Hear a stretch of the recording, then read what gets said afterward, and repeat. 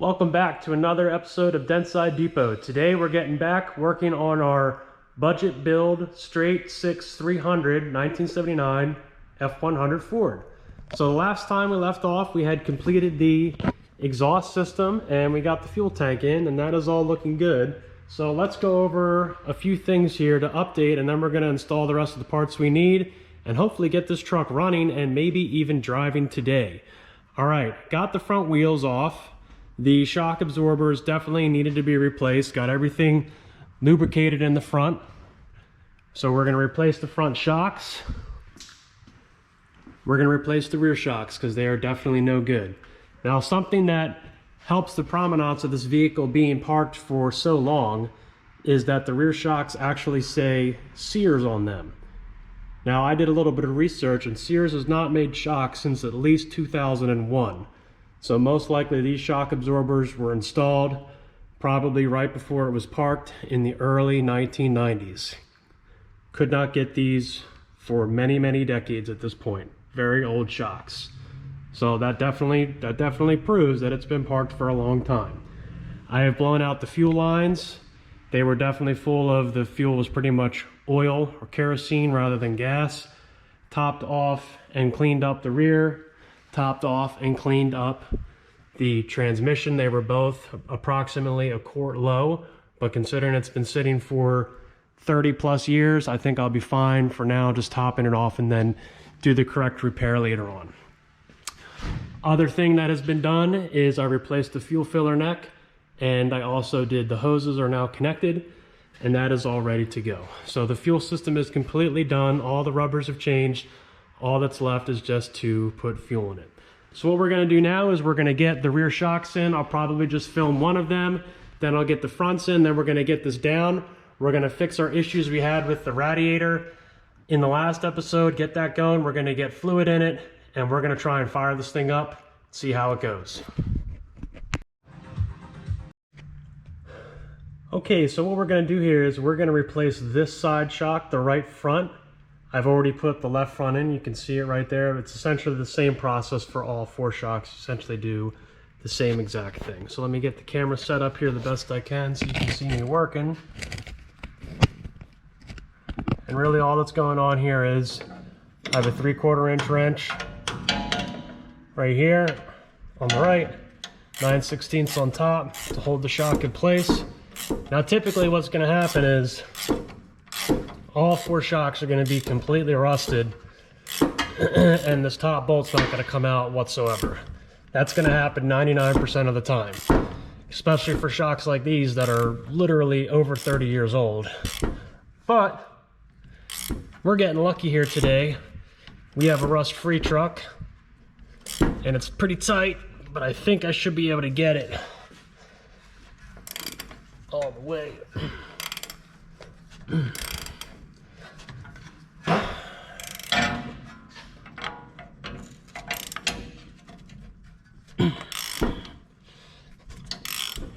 Like I was saying, typically what you're gonna have to do, get up on my ladder here, is hit this at the top with a whiz wheel.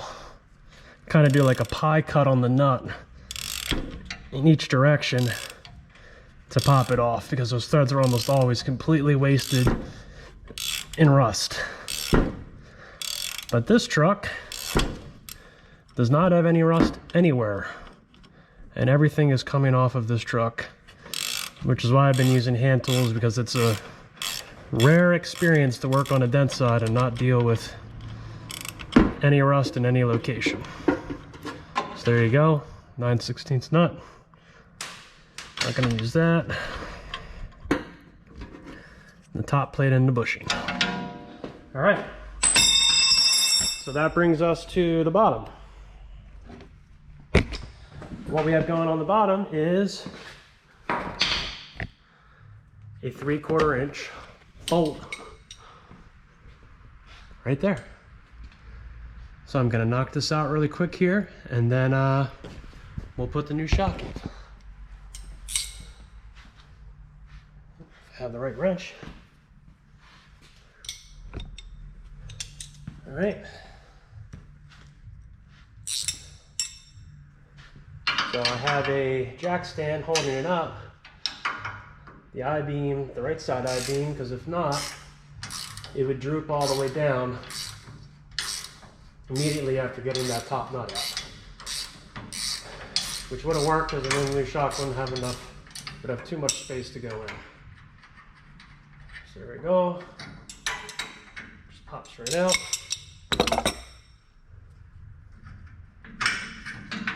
And voila, our shock is out. You can see that's another Sears shock. I don't see any dates on it, but most likely early 90s. Let me grab the next new shock and we'll put that in. Okay, so here's our new shock. All I did was just grab the cheapest one I could off Amazon. So you have a bottom plate and a little rubber guy. Pop that on there. Pop the rubber guy on there like that. Now we're ready to go up, and we'll get the bottom bolt in first. So again, you want to have the jack stand on there, because if not, it's going to droop down too far. Make sure you get it in the hole there. All good. Easy. Easy on a rust-free truck. On a rusty truck, not so easy. I'm just going to tighten this one down.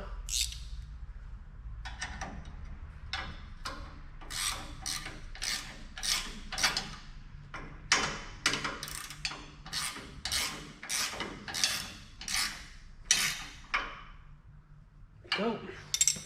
Okay, now we're on to the top with the 9/16 bolt again.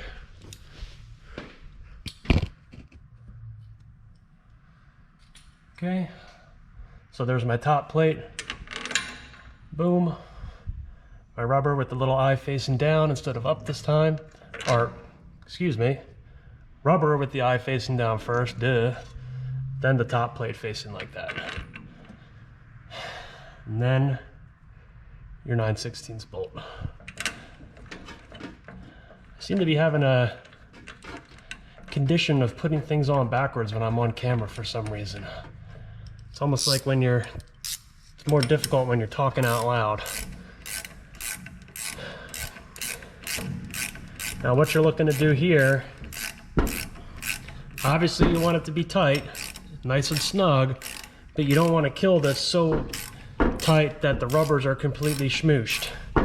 You just want them to be nice and snug so there's plenty of rubber between the two plates and the frame. And that's just about where we are right now. You could also put some anti-seize on there if you wanted to help you with a future change out of a shock, but I'm not bothering with that today. Okay, so what we're gonna do is we are gonna get the rear shocks on, fronts are on, and we're gonna drop this on the ground. We're gonna fix our radiator fan issue that we had to end the last video. We're gonna install the new radiator as well, and we're ready to get some fluids in this thing. All right, got the truck back down on the ground. Let's see if we can right or wrong from the last episode with this truck and get this fan spacer on correctly. This one out.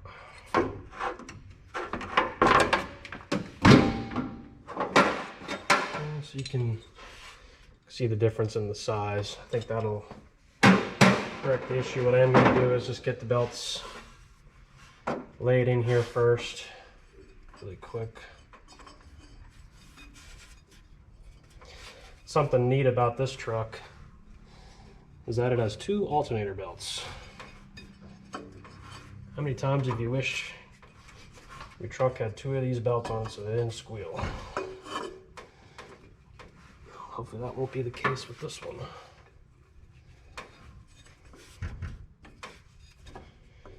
Right.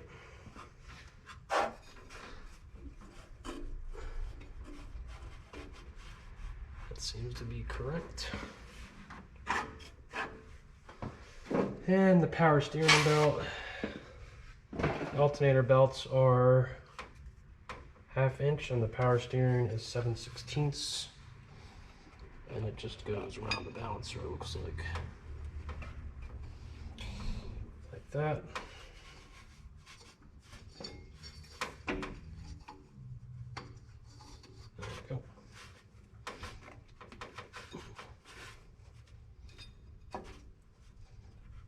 There we go.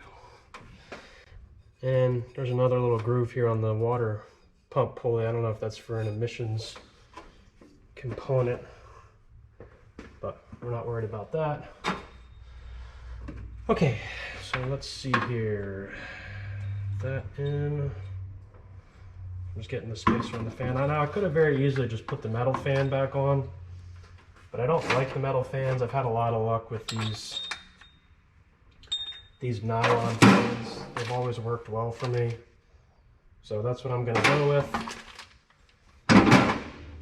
You know, unless you're running a diesel, there's really nothing wrong with a nylon fan with that clutch. It's my opinion. Other people may disagree with that. That's fine. But I have many trucks and I've run cars with nylon fans in the past and haven't had an issue.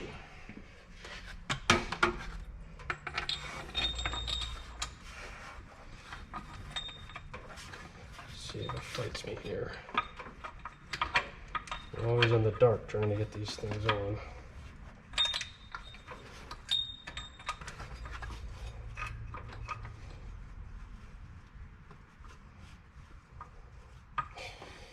Alright, so I'm going to fight this for a little bit here and then we'll see if it fits. Okay, so the radiator's in, bolted down, top hose is on, bottom hose is on. Wasn't easy, but it got on there, you know, just slowly or surely getting it. 5/8 heater hoses are in. I made sure that they were tucked well out of the way of the new headers. So I'm happy with that. I'm running out of time here today, so I'm trying to get this thing started today. I got the fuel line in. I'm happy with that. That's fine. Good clearance between that and the throttle cable. So here's what I got for the throttle cable. I got this little, I guess it's like a GM setup. You got your springs on this side on the bracket, and then the connection here going like that. It's just a universal one from Amazon. I haven't hooked it up to the throttle pedal yet, so I got to get that done. But what I'm going to do at this point is I'm going to run out and get some gas in the carburetor, get the radiator filled with just water, not coolant for right now, just filled up with water. Already put oil in it, and we're gonna start this thing and see if it starts.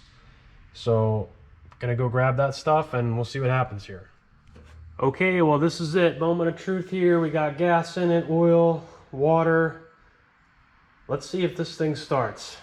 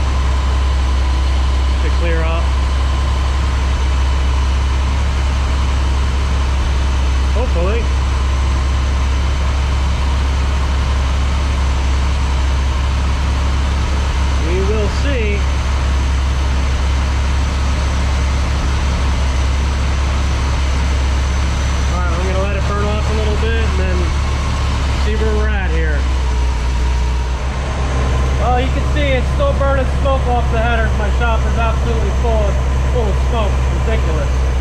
But it's working its way back. It's back towards the manifolds a little bit, or towards the exhaust now. I think it's going to be good. It's idling pretty good. It's hard to tell because there's just so much smoke. So it's really hard to set the idle because it's just so awful right now. But it seems to be idling pretty good besides all the smoke. Doesn't look like there's any water in the oil, and it seems to be getting good pressure. Still too early to tell, because again, I don't know why this truck was parked. Whether it's just because it didn't want to be used, or whether the engine had an issue of some kind. So what I'm going to do is I'm going to let this burn off for a little bit longer. I'm going to get the throttle cable hooked up. It's already dark here, you can see. So there's no way I'm driving it tonight. But in this video, I will try and drive this truck. We'll see what happens. So I'm going to call it a night here shortly, and we will cut to the next day. Okay, it is the next day. And what I've done is I've connected the throttle cable up. Did not take very long, and I just put the air cleaner on, which I like the cool little small air filter. That's really cool. So you can see yesterday, this is what was going on. All the temporary paint on the headers was burning off. But you can see this is going to be a cold start, so we're going to see if it starts and runs here nicely today. I did have it running for about 15 minutes, got all the burn off of the headers last night. So as long as it starts and runs here right now, we're going to take this out for a drive today. So let's see what happens.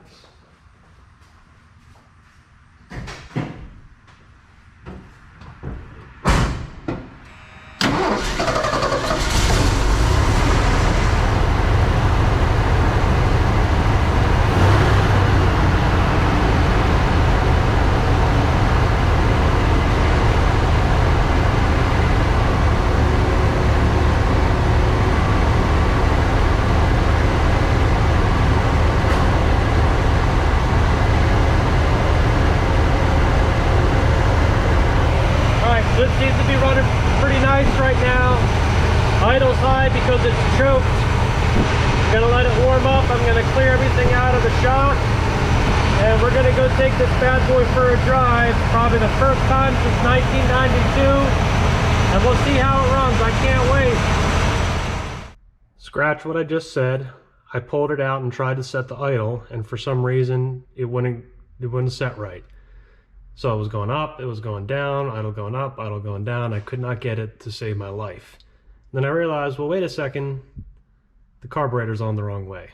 Now I know that seems silly, but you have to remember it's a dual plane intake, so the primaries have to be on one particular side, and that was the mistake I made with this.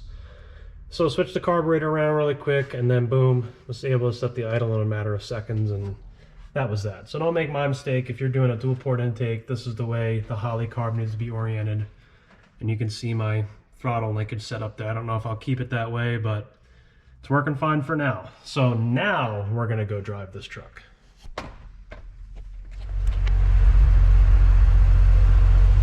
Okay, we are out driving the F100. It's its first time on the road in more than 30 years.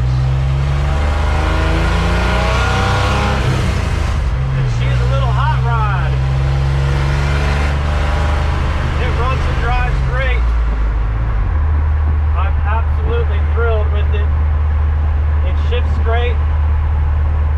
It sounds great. It doesn't have power brakes, so it takes a little bit of effort to get it to stop, but it really is a lot of fun. I've had it through all the gears. We put a few miles on it at this point. And it looks really good, sounds really good, drives really good.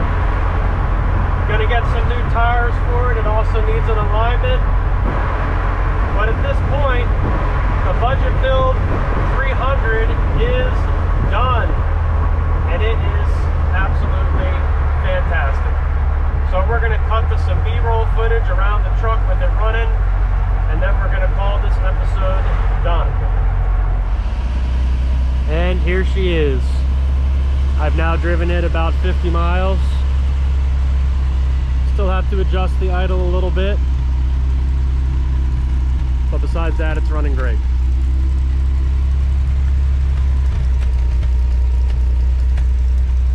Sounds really cool. Sounds like a bunch of bees when you get on it. Pretty neat. I had to put the bumper on it.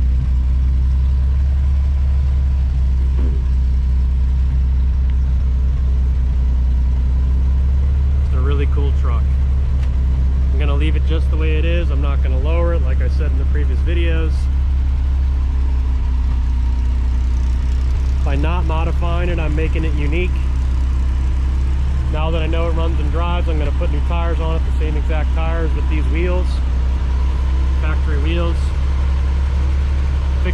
bumper bolts, and that'll be it. I'm gonna do the interior, and that'll be that. If you enjoyed this episode of Dentside Depot, please like and subscribe. I have many more great trucks that'll be coming out. This is definitely one of my favorites at this point. It's been a great project and a very popular truck on the channel. Thank you, and we hope to see you in the next episode.